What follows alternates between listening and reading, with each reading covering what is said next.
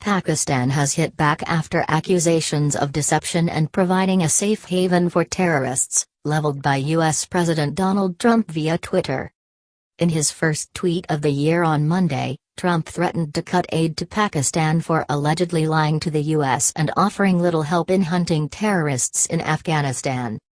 The United States has foolishly given Pakistan more than $33 billion in aid over the last 15 years. And they have given us nothing but lies and deceit, thinking of our leaders as fools, Trump said.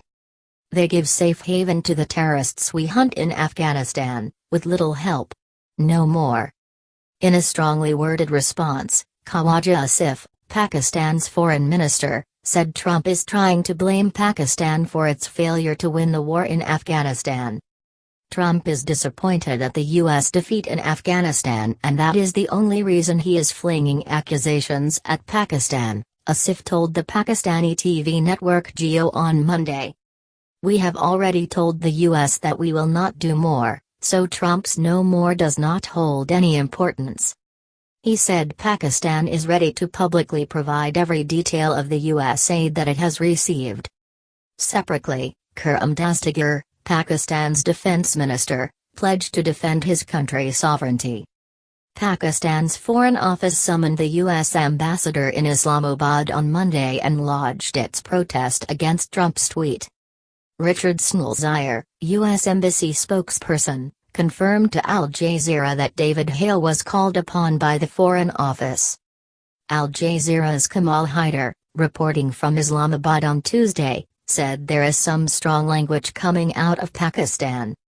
Shahid Khaqan Abbasi, Pakistan's Prime Minister, has called a meeting of the National Security Committee, NSC, comprising the Army Chief, Naval and Air Heads, Intelligence Chiefs and other ministers, on Tuesday to discuss the future course of action.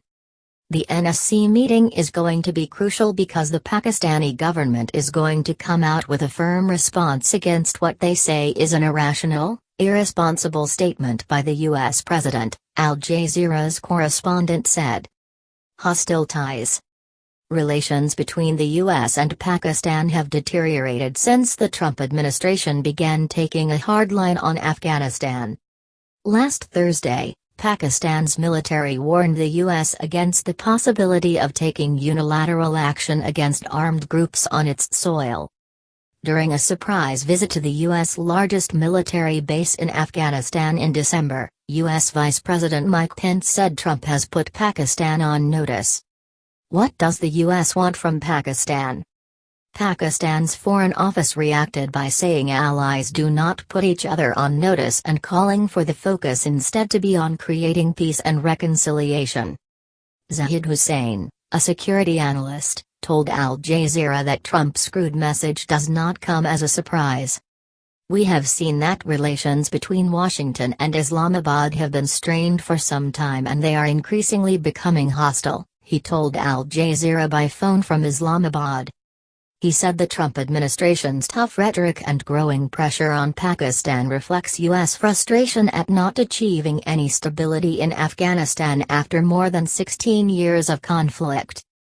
U.S. aid. Commenting on Trump's reference to $33 billion in aid over the last 15 years, Asif, the Pakistan defense minister, said, if we account for it, they include reimbursements too for the services rendered by Pakistan.